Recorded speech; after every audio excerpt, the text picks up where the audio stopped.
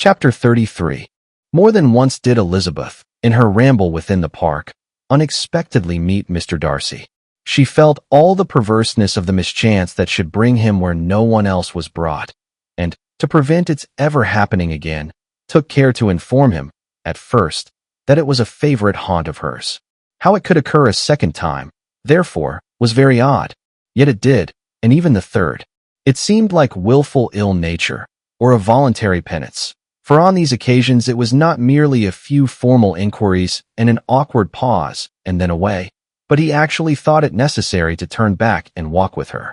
He never said a great deal, nor did she give herself the trouble of talking or of listening much, but it struck her in the course of their third encounter that he was asking some odd, unconnected questions about her pleasure in being at Hunsford, her love of solitary walks, and her opinion of Mr. and Mrs. Collins's happiness, and that in speaking of Rosings, and her not perfectly understanding the house, he seemed to expect that whenever she came into ken again, she would be staying there too. His words seemed to imply it. Could he have Colonel Fitzwilliam in his thoughts? She supposed, if he meant anything, he must mean an allusion to what might arise in that quarter. It distressed her a little, and she was quite glad to find herself at the gate in the pales opposite the parsonage.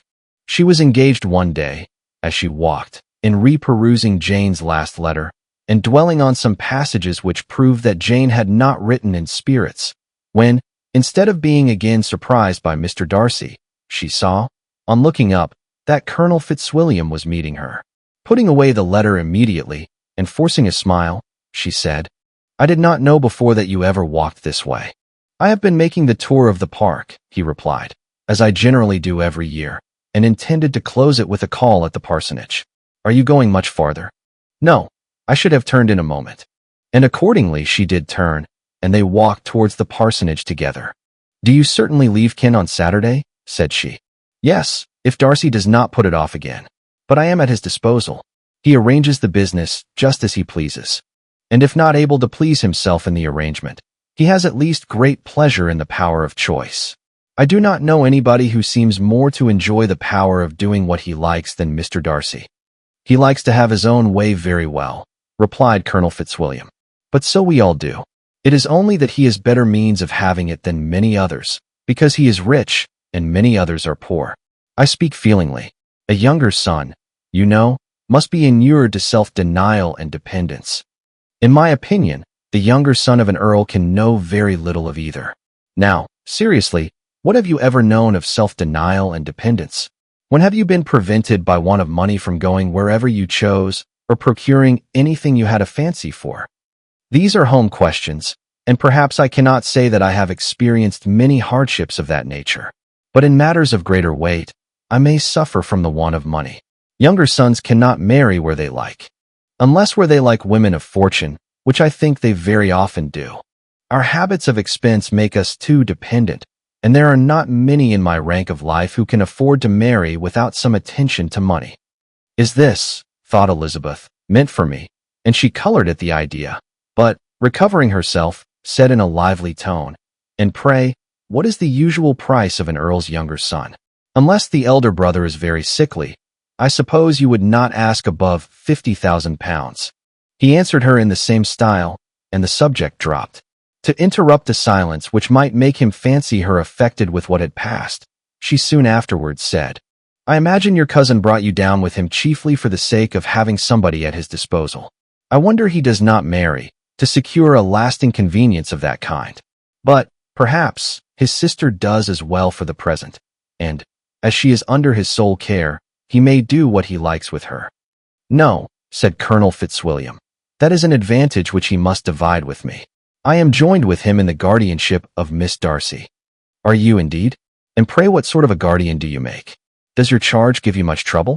"Young ladies of her age are sometimes a little difficult to manage, and if she has the true Darcy spirit, she may like to have her own way." As she spoke, she observed him looking at her earnestly, and the manner in which he immediately asked her why she supposed Miss Darcy likely to give them any uneasiness, convinced her that she had somehow or other got pretty near the truth. She directly replied, "You need not be frightened. I never heard any harm of her, and I dare say she is one of the most tractable creatures in the world. She is a very great favorite with some ladies of my acquaintance, Mrs. Hurst and Miss Bingley. I think I have heard you say that you know them. I know them a little. Their brother is a pleasant, gentlemanlike man. He is a great friend of Darcy's." "Oh, yes," said Elizabeth drily. "Mr. Darcy is uncommonly kind to Mr. Bingley, and takes a prodigious deal of care of him." "Care of him?" "Yes, I really believe Darcy does take care of him in those points where he most wants care. From something that he told me in our journey hither, I have reason to think Bingley very much indebted to him. But I ought to beg his pardon, for I have no right to suppose that Bingley was the person meant. It was all conjecture." "What is it you mean?" "It is a circumstance which Darcy, of course, could not wish to be generally known, because if it were to get round to the lady's family, it would be an unpleasant thing. You may depend upon my not mentioning it. And remember that I have not much reason for supposing it to be Bingley. What he told me was merely this, that he congratulated himself on having lately saved a friend from the inconveniences of a most imprudent marriage, but without mentioning names or any other particulars. And I only suspected it to be Bingley from believing him the kind of young man to get into a scrape of that sort, and from knowing them to have been together the whole of last summer." "Did Mr. Darcy give you his reasons for this interference?" "I understood that there were some very strong objections against the lady." "And what arts did he use to separate them?" "He did not talk to me of his own arts," said Fitzwilliam, smiling. "He only told me what I have now told you." Elizabeth made no answer, and walked on, her heart swelling with indignation. After watching her a little, Fitzwilliam asked her why she was so thoughtful. "I am thinking of what you have been telling me," said she. "Your cousin's conduct does not suit my feelings. Why was he to be the judge? You are rather disposed to call his interference officious? I do not see what right Mr. Darcy had to decide on the propriety of his friend's inclination, or why, upon his own judgment alone, he was to determine and direct in what manner that friend was to be happy. But," she continued, recollecting herself, "as we know none of the particulars, it is not fair to condemn him. It is not to be supposed that there was much affection in the case." "That is not an unnatural surmise," said Fitzwilliam, "but it is lessening the honor of my cousin's triumph very sadly." This was spoken jestingly, but it appeared to her so just a picture of Mr. Darcy that she would not trust herself with an answer, and, therefore, abruptly changing the conversation, talked on in different matters till they reached the parsonage. There, shut into her own room, as soon as their visitor left them, she could think without interruption of all that she had heard. It was not to be supposed that any other people could be meant than those with whom she was connected. There could not exist in the world two men over whom Mr. Darcy could have such boundless influence. That he had been concerned in the measures taken to separate Mr. Bingley and Jane, she had never doubted, but she had always attributed to Miss Bingley the principal design and arrangement of them. If his own vanity, however, did not mislead him, he was the cause, his pride and caprice were the cause, of all that Jane had suffered, and still continued to suffer. He had ruined for a while every hope of happiness for the most affectionate, generous heart in the world, and no one could say how lasting an evil he might have inflicted. There were some very strong objections against the lady, were Colonel Fitzwilliam's words, and these strong objections probably were, her having one uncle who was a country attorney, and another who was in business in London. To Jane herself, she exclaimed, there could be no possibility of objection, all loveliness and goodness as she is. Her understanding excellent, her mind improved, and her manners captivating. Neither could anything be urged against my father, who, though with some peculiarities, has abilities which Mr. Darcy himself need not disdain, and respectability which he will probably never reach.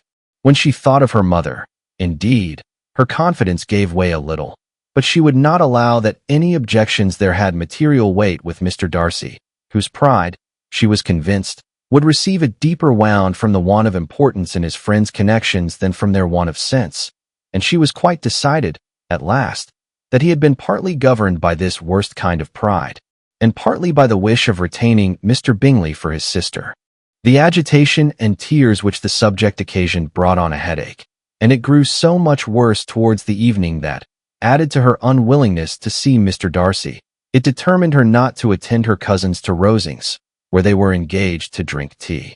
Mrs. Collins, seeing that she was really unwell, did not press her to go, and as much as possible prevented her husband from pressing her, But Mr. Collins could not conceal his apprehension of Lady Catherine's being rather displeased by her staying at home.